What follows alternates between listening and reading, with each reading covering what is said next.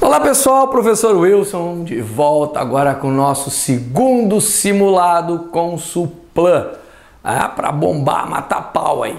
Resolvam todas as questões, obviamente, vocês têm o simulado aí à disposição, cliquem, abram o simulado, imprimam, resolvam as questões, anotem as dúvidas, depois assistam a este vídeo para que vocês possam tirar as dúvidas e, se precisar, obviamente, só falar comigo, entra lá no canal, ou Wilson, dá uma força aqui, tal questão, estou à disposição de vocês. Certo, queridos? Então olha lá, tem um texto, os textos são gigantes, leiam com cuidado, não se esqueçam, leiam pelo menos 2 vezes.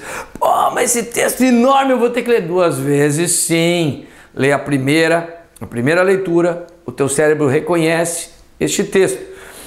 A partir da segunda leitura, então tu entras com mais cuidado e atenção na parte interna, ou seja, a primeira leitura é a macroestrutura que é absorvida, aquilo do que trata o texto geral. A partir da segunda leitura, então, nós acessamos a microestrutura e eu vou relacionar as ideias internas. Como é que uma frase se relaciona com a outra, um parágrafo se relaciona com o outro. A partir da segunda leitura, então, eu resolvo as questões. Certinho? Muito bem, queridos. Então, depois desse texto gigante, que vocês já leram, a questão 1 diz o seguinte: analise as afirmativas a seguir. Número 1. As conclusões que impulsionaram a cruzada pessoal de Sócrates contra a falsa sabedoria humana foram motivadas por um elogio divino. Certo ou errado? Certíssimo! Tem uma parte do texto que diz o seguinte, o inesperado elogio divino chegou aos ouvidos de Sócrates, causando-lhe uma profunda... no iniciozinho do segundo parágrafo. E ali, quem leu o texto realmente consegue identificar isso aqui. Perfeito. Número 2. Ao saber que o conceituado oráculo de Delfos o havia considerado o mais sábio da Grécia, Sócrates prontamente chegou à conclusão de que transformaria a sua vida. Não. Prontamente não. Ali diz que então o Sócrates foi fazer reflexões, pensar a respeito e não prontamente. Então este advérbio prontamente derruba esta afirmativa, certo? Muito bem, a 2 incorreta. Vamos para a próxima. Diz assim: os antigos mestres de Sócrates cobravam por suas lições. Sim, ele diz isso sim, Ele diz assim,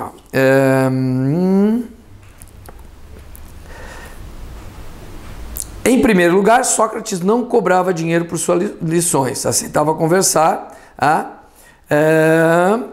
Além disso, os diálogos de Sócrates...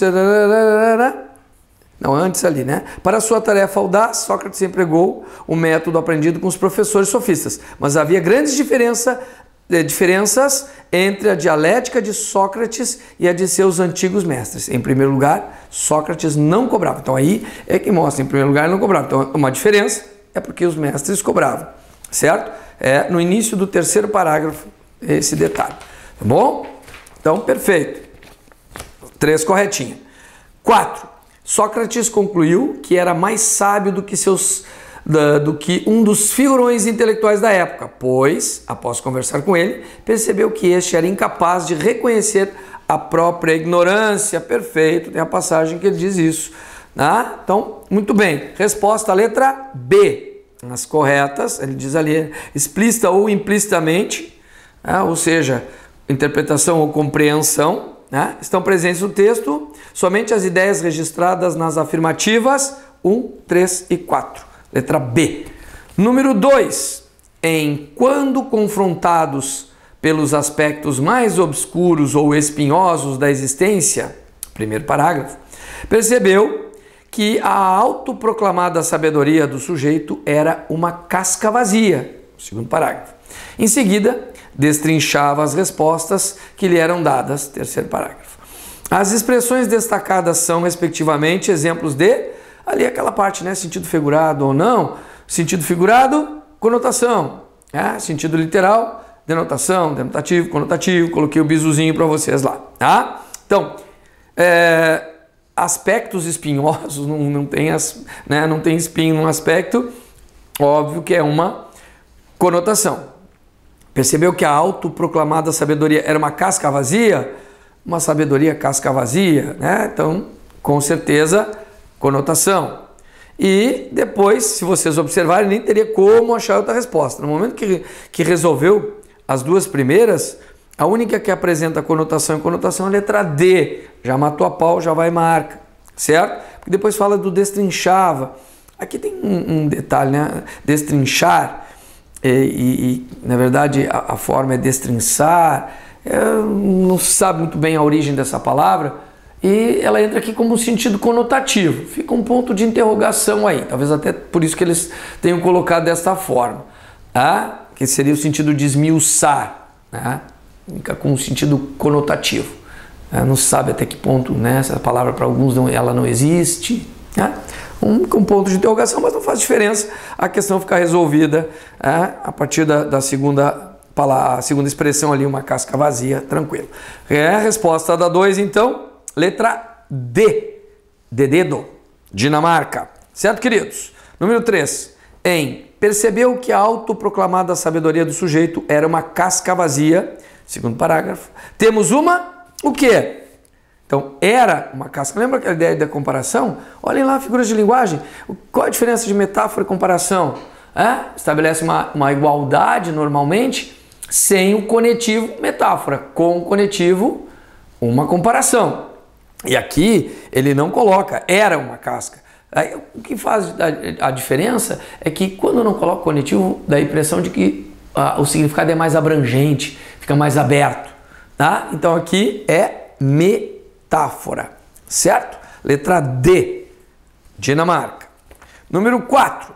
Os termos destacados constituem elementos coesivos por retomarem termos ou ideias anteriormente registrados, exceto, ou seja, pronomes, advérbios, basicamente, retomam termos, né? Que é a questão anafórica, anáfora, certo? Então, vamos dar uma olhadinha? Diz assim: para isso existiam os oráculos, para isso, para tal coisa. A palavra isso se refere a algo dito anteriormente, tá? Então, ele retoma. Ali na linha 3, olha lá, para isso, isso o quê? O que foi dito antes, ó. Quando confrontados pelos aspectos mais obscuros e espinhosos da existência, os antigos gregos costumavam consultar os deuses. Para isso, existiam para quê? Para consultar os deuses, né? Tá? Então retoma assim: afinal de contas, ele jamais havia se considerado, ele, pronome está no lugar de alguém aqui, que nesse caso é o Sócrates. Retoma também. Só sei que nada sei. O que é aqui? Por que esta é a resposta? Porque isso aqui é uma conjunção. Só sei algo. Uma conjunção integrante. A conjunção integrante, as conjunções que e se, conjunções integrantes, não tem nada dentro de uma conjunção, é uma palavra vazia. Não há como um pronome, não há informação. Ela faz a conexão entre as orações, mas dentro dela não há nada. Essa aqui é uma conjunção, simplesmente conecta, mas não há nada dentro dela, portanto, esta é a resposta. Depois a letra D, além disso, de novo um pronome demonstrativo. Os diálogos, resposta na linha 26, eu anotei aqui para ficar mais fácil, né? Tá lá, ó. Além disso, os diálogos aceitava conversar com qualquer pessoa, desde escravos até políticos poderosos, sem ganhar um tostão. Além disso, os diálogos de Sócrates não serviam para defender, além de não cobrar, de conversar com qualquer pessoa, tá? Então, retoma assim. E, em seguida, destrinchava as respostas que lhe eram dadas. Que não é uma conjunção, aqui é um pronome relativo. As quais, pronome relativo, está dizendo pronome, retoma respostas. Olha lá, do ladinho de respostas, destrinchava as respostas. As respostas lhe eram dadas, ó. Se nós separássemos em dois períodos simples, teríamos isso, certinho? Então, com certeza, a letra C. Questão 5. Segundo texto, Arca de Histórias. Diz assim: Em todo o processo de comunicação, a linguagem é expressa de acordo com a função que se deseja enfatizar. A respeito do texto Arca de Histórias, é correto afirmar que predominantemente. Por que predominantemente? Porque pode haver, né, várias formas dentro do texto. Eu posso ter, pode falar de narrativa, pode ter a intenção de narrar, de informar, de contar uma história, né? Seria narrar, de informar, de criticar, não sei.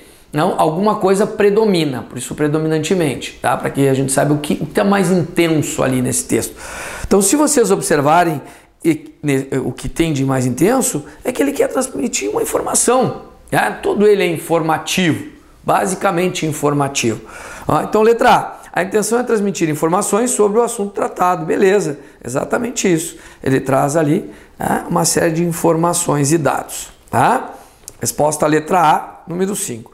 O objetivo é persuadir, convencer o leitor sob o ponto de vista, não. Ele traz informações e apresenta dados. O texto visa uma interação verbal entre autor e leitor, não. Ele traz dados, não faz interação. Tá? Embora ele use primeira pessoa, né? Mas não há essa intensidade. A intenção é enfatizar a seleção e a disposição de palavras. Não, seleção e disposição de palavras no texto, não. Informar. O texto comunica sentimentos, emoções. Ele usa a primeira pessoa, mas não é o eu que está predominando ali, não é emoção. Com certeza, a letra A. Uma boa questão. Tá? Número 6. Quanto ao trecho na comunidade quilombola Jacarequara, em Acará, a 25 quilômetros de Belém, a energia elétrica já foi instalada em outubro. Perdão, a energia elétrica só foi instalada em outubro de 2006. Considerando-se a preservação da coerência e da coesão textuais, pode-se afirmar que o vocábulo só trata exatamente sobre o só, que eu acabei não lendo, né? Depois, na segunda leitura, eu enfatizei. O vocábulo só poderia ser suprimido sem que houvesse prejuízo de sentido no texto. Bom, vejam que se nós tirássemos o só, ele diz que só foi, a energia elétrica foi instalada, só. Inclusive mostra a opinião dele, né? Mostra a opinião do autor. Para ele é muito tarde isso. Claro, óbvio, né? Se for pensar só em 2006, século 21. Muda sim o sentido. O vocábulo só modifica a informação a respeito da localização dada no início. Só não tem nada a ver com localização, é uma relação temporal. Na verdade, fala do tempo, relaciona a opinião do cara, porque quando ele diz só, é a opinião dele, né? O uso do vocábulo só demonstra que a instalação da energia elétrica em outubro de 2006 é vista como algo prejudicial à comunidade. Não precisa terminar de ler, isso aqui é absurdo, né? Óbvio que não.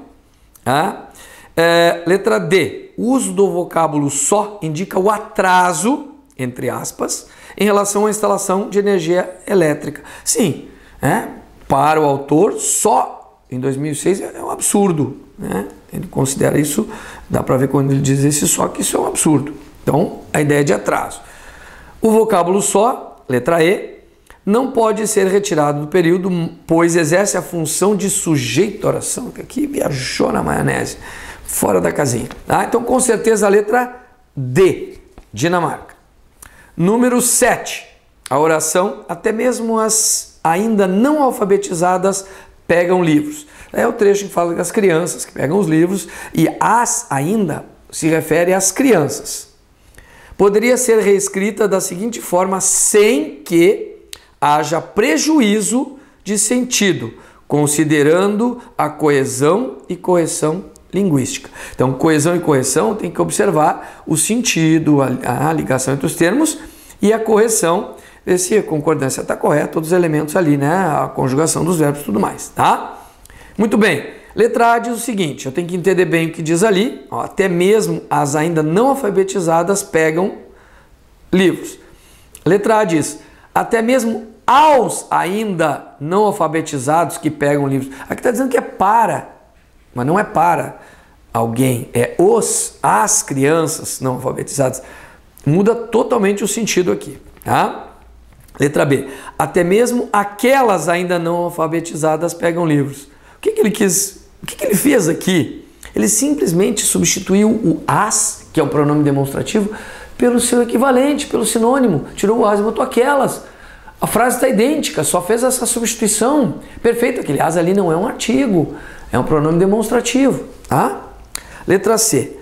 Até que as ainda não alfabetizadas pegam.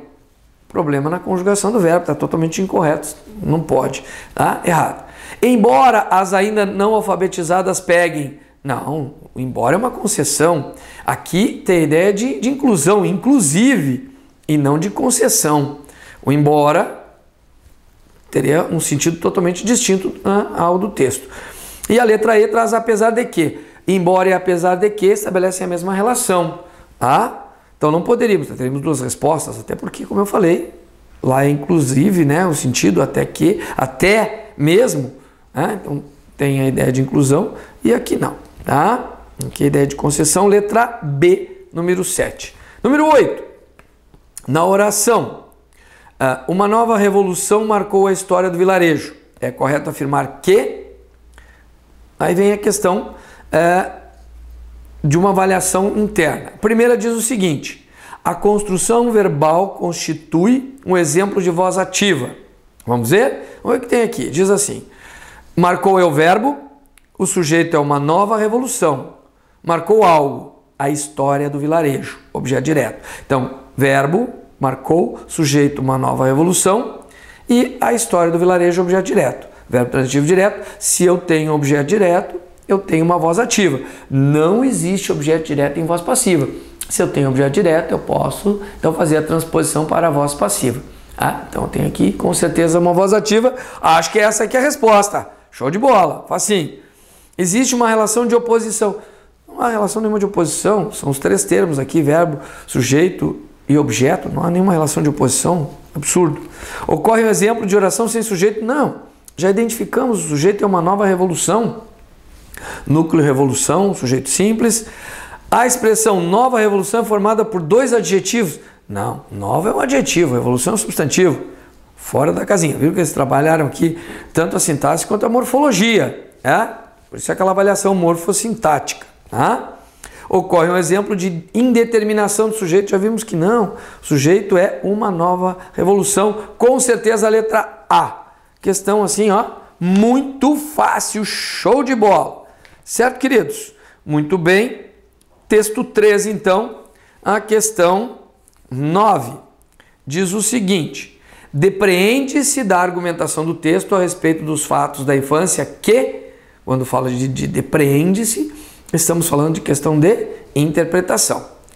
É importante que haja uma memória cronológica dos mesmos. Não é importante que haja memória cronológica, não. Ele não fala isso, tá? De forma alguma. Inclusive, a construção dessa alternativa aqui apresenta um probleminha gramatical. Não se usa dos mesmos dessa maneira, tá? Seria deles, tá? Ou dos fatos. Tá? Então isso aqui é um problema de quem elabora a questão. Né? Mas não isso interfere na resolução da questão. É um problema gramatical. Letra B. Não é possível estabelecer uma ordem cronológica porque em sua maioria são lembranças ruins. Não, ele não diz isso. Ele fala que as ruins ficam muito marcadas, mas ele não diz que a maioria são lembranças ruins, fora de possibilidade. Letra C. Os fatos da infância são, em sua maioria, esquecidos. Não, ele diz que não. Ele diz que ficam mais marcados aqueles que têm peso maior, né? Uma carga maior, mais negativos. Mas os, não é em sua maioria são esquecidos, não. A lembrança apenas dos fatos mais recentes, menos traumáticos. Não, diz o contrário, que a lembrança é mais daqueles que foram mais marcantes, mais pesados, com mais carga, como ele mesmo usa ali. E letra E, a memória não estabelece uma sequência dos fatos na ordem em que acontecem. Ela segue uma ordem que está ligada à afetividade diante deles, claro, dependendo do efeito que esse fato causou em ti, eu vou ter uma memória, aquilo mais marcado na minha memória ou não, que é o que ele diz no texto. Resposta da 9, letra E, show de bola, questãozinha bem fácil, bem tranquila. Número 10, então. No primeiro período do texto, o vocábulo porquê tem a função de introduzir uma... Bom, primeiro, se eu não sei o que é período, tá? Já me dei mal, estou bem fuzilado, porque me ferrei. Tá? Se vocês tiverem dúvida quanto a isso, eu vou dar uma dica aqui, mas vocês podem assistir as aulas de sintaxe da oração. Primeira aula eu falo sobre isso. Frase, oração, período. Tá? O período vai do início, ali onde tem normalmente o recuo, até o próximo ponto. De um ponto até outro período e assim, né, sucessivamente. Ou substantivamente, como diz lá o Chaves, né? Então ali, primeiro período diz o seguinte: é impossível colocar em série exata os fatos da infância, porque há aqueles que já acontecem permanentes. Tá? Então, aqui, porque há aqueles que acontecem, está aqui o porquê. Tá? Então vamos ver? Ele é uma conclusão, é uma causa, uma comparação, uma condição, uma alternância, é uma causa. Tá? Por que é impossível colocar em série exata? Porque há aqueles que já acontecem permanentes, né? Eles continuam permanentemente na memória, tá? Então não tem como. Causa, letra B, show de bola. A número 11 diz o seguinte: considerando as relações de coesão do texto, assinale a opção em que o segundo elemento faz referência ao primeiro. Então aqui é referenciação do texto, simples, tá? Bem simplesinho. Então diz assim: os fatos da infância com aqueles. É só ir lá no texto, diz exatamente isso. Olha lá, ó. Diz assim, tá ali, fatos de infância.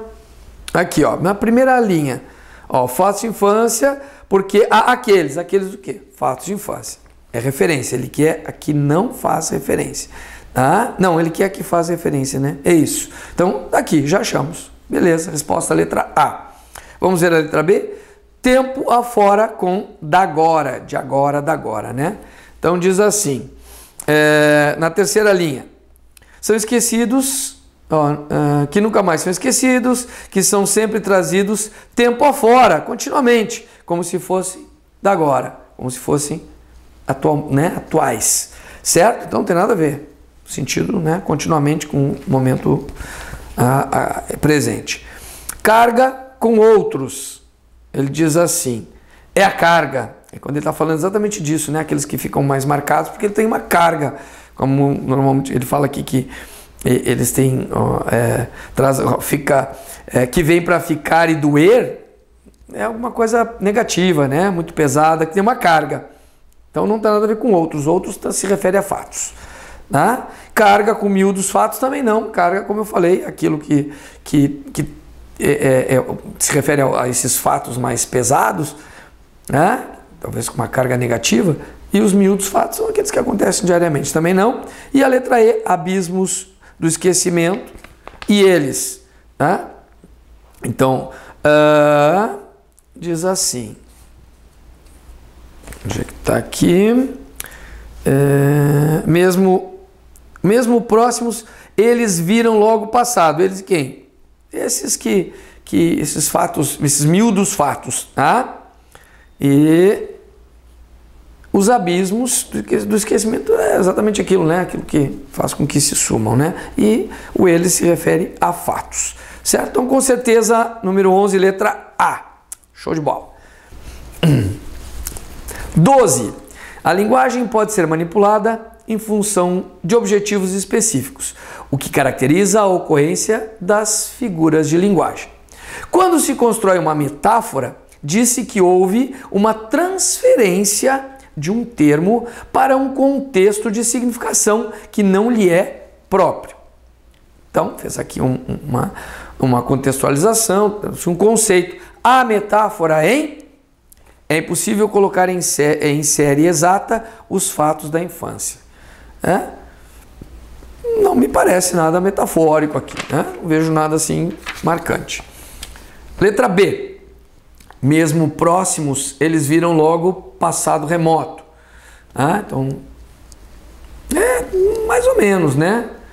Esses pensamentos mais próximos aconteceram, né, num tempo mais presente. Mais ou menos isso. Também não vejo assim nada que possa, né, marcar aqui como resposta. Vamos ver. C. Não há associação de ideias que seja ilógica. Então, não há associação de ideias que seja ilógica. Não, também não vejo nada aqui de metafórico. Letra D. Liga-se e harmoniza-se no subconsciente, pelas raízes subterrâneas. Opa. Então, eu não tenho raiz no subconsciente. Então, raiz aqui é um sentido simbólico, né? Metafórico. Aqui é a resposta. E a letra E, função ativa dessa mesma memória. Então, com certeza, a letra D, Dinamarca. Número 13. Ainda com relação às figuras de linguagem, a memória os atira nos abismos do esquecimento. É correto afirmar que há uma comparação entre os dois elementos. Não. A memória os atira nos abismos do esquecimento. Não tem nada de comparação. Letra B. Opera-se uma personificação, a prosopopeia, atribuir características de pessoa, de seres humanos àquilo que não as tem, ou aquele, que não as tem. Para atribuição de característica própria dos seres humanos. Uma memória atirar alguma coisa em um abismo, a memória não atira nada em abismo, então com certeza tem uma característica aqui de ser humano, que seria um ser humano que atiraria algo. Acredito que seja essa a resposta. Vamos ver? Deixa já marcadinho ali. Letra C. Há uma sequência de palavras sinônimas que promovem a intensificação de uma ideia. Não. O vocábulo abismos foi usado com sentido conotativo? Aqui sim, mas de sátira não tem nada de sátira aqui. Há uma redundância para enfatizar uma ideia importante. Não há redundância nenhuma, que seria a repetição de ideia. Com certeza, a letra B é a resposta da 13. Certo, queridos? Próxima aulinha, continuo então a correção. Acompanhem, deem o gostei aí, importante para nós, para que nós mantenhamos esse projeto maravilhoso, com aulas gratuitas para vocês. Certo? Abraço!